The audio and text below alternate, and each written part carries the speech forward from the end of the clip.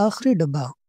گرمیوں کی چھٹیاں آ چکی تھیں اور ہر سال کی طرح اس بار بھی ماں باپ نے بیٹے کو نانی اماں کے پاس بھیجنے کا سوچا، مگر اس بار بیٹے نے خود ہی کہا، ابو امی، میں اب بڑا ہو گیا ہوں، کیا اس سال اکیلا جا سکتا ہوں؟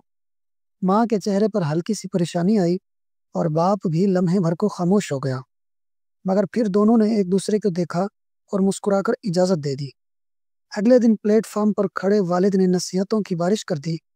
بیٹا، کسی اجنبی سے بات نہ کرنا، کھڑکی سے سر نہ نکالنا، کھانے پینے میں احتیاط کرنا۔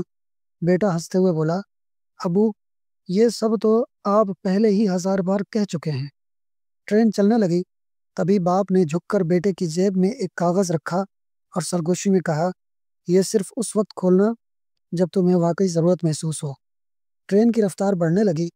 بیٹا پہلی بار والدین کے بغیر سفر کر رہا تھا۔ باہر کے نظارے دیکھے، لوگوں کو دیکھا، لیکن آہستہ آہستہ دل میں ایک عجیب سی گھبراہٹ آنے لگی۔ اجنبی لوگ، شور اور تنہائی کا احساس۔ کچھ دیر بعد خوف زیادہ بڑھنے لگا، آنکھوں میں آنسو آ گئے، دل زور زور سے دھڑکنے لگا۔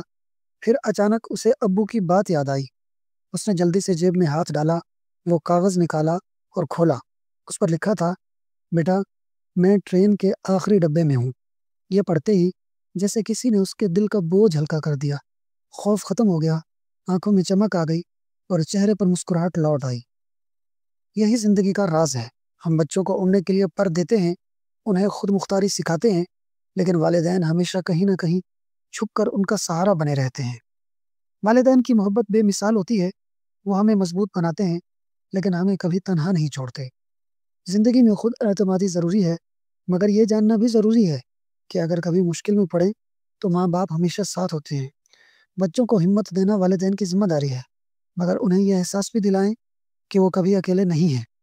خوف پر قابو پانے کا سب سے بڑا طریقہ بھروسہ ہے، اور سب سے پہلا بھروسہ والدین کی محبت پر ہوتا ہے۔